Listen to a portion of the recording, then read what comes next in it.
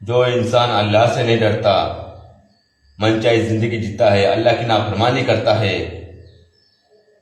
मासूमों को चोट पहुंचाता है, मासूमों को तकलीफ पहुंचाता है, मासूमों को तकलीफ देता है और खुद ही मासूम बन जाता है। बस थोड़ा सा सब्र रखिए, बर्दाश्त करिए। टाइम आने पर अल्लाह जल्ले शानू उन जालिमों को, गुनहगारों को, मुजरिमों को तकलीफों में मुब्तला कर देंगे, परेशानियों में मुब्तला कर देंगे। समय आने पर उनका सच उजागर कर देंगे। अल्लाह अपनी बात अपने नेक बंदों के जरिए से कहता है। मैं भी अल्लाह से बात करता हूं तो मुझ तक यही बात पहुंचती है, बर्दाश्त कर, सब्र कर।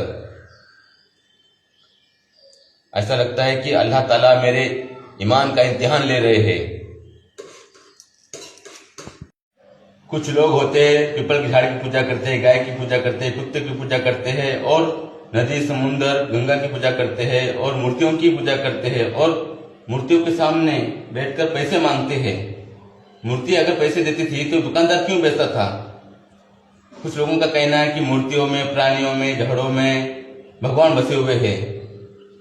ऐसे लोग तो खुद जहन्नुम में जाएंगे, अपने साथ में कई लोगों को जहन्नुम में, नर्क में लेकर जाएंगे। आप भगवत गीता पढ़ो, बाइबल पढ़ो, इंजिल पढ़ो, कुरान पढ़ो, कहीं भी लिखा हुआ नहीं है कि ईश्वर, परमेश्वर, भगवान इस सब में बसा हुआ है। भगवान, ईश्वर, परमेश्वर तो ऊपर बैठे हुए हैं, अर्श पर बैठे हुए हैं।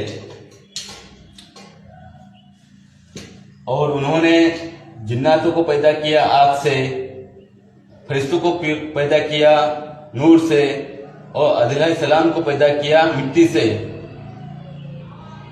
जब सबने अल्लाह का हुक्म हुआ, सब फरिश्तों ने सजदा करे, जिन्नातों ने सजदा करे, मगर एक सर्वश्रेष्ठ था, सर्व ताकतवर था, उसकी हुकूमत थी, उसका नाम है इब्लिस। उन्होंने सजदा नहीं किया, उसको जन्नत से अल्लाह ने निकाल दिया और उसके बहकावा में आके अलैहिस्सलाम भी अल्लाह की नाफरमानी कर बैठे और अल्लाह ने उनको भी जन्नत में से बाहर निकाला और दुनिया में भेज दिया। दुनिया में उनकी संतान।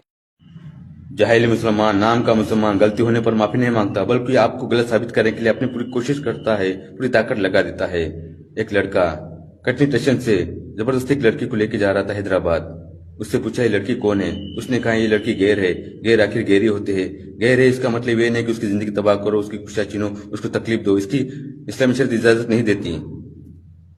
एक ऐसे याद आया, जहां जगह मिली वहां लोग घर बन देते थे। वो घर इस्लाम आगे चल के कुछ सालों बाद इस्लाम मोहल्ला हुआ। कुछ अहले मुसलमान ने कहा ये इस्लाम मोहल्ले में है घर, ये घर बेच के कहीं दूर चले जाओ। वो घर हिंदुओं का था, उसने बेचने से इनकार कर दिया। लेडीज अकेली घर में रहती थी, दिन में आए, कुर्सी को बंद दिया, हाथापाव काट के चले गए। रात में उसका बेटा आया काम से, हॉस्पिटल लेके गया, 2 दिन के बाद वो घर बेच दिया। मैं ये कहना चाहता हूं, जाहिल मुसलमान, नाम का मुसलमान मन चाहे जिंदगी जी रहा है। इस्लामी शरीयत कोई मायने नहीं रखती जाहिल मुसलमानों के सामने, नाम के मुसलमानों के सामने। ईमान क्या है जाहिल मुसलमानों को नहीं मालूम।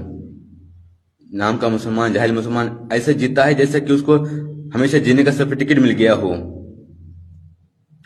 अल्लाह उनके करतूतों को देख रहा है।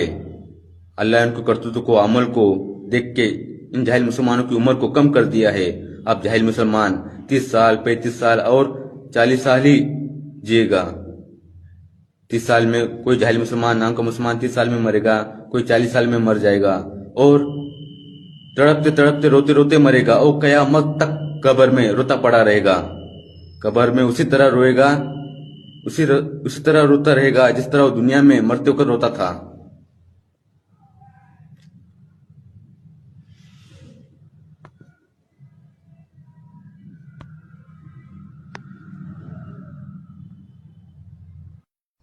जो शख्स सोने से पहले या रब्बना 7 मरतबा पढ़कर दुआ मांगेगा, इंशाअल्लाह अल्लाह पाक उनकी दुआओं को कबूल करेंगे।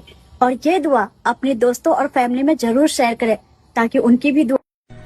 तुझे दूर से चाहना मंजूर है मुझे, मेरी इस इबादत पे गुरूर है मुझे। तुझे अपने लफ्जों में छुपा के रखूंगी, अपनी शायरी में बसा के रखूंगी। चांद सा है तू, तेरी चांदनी नहीं, मैं खुद को ज़मीं बना के रखूंगी।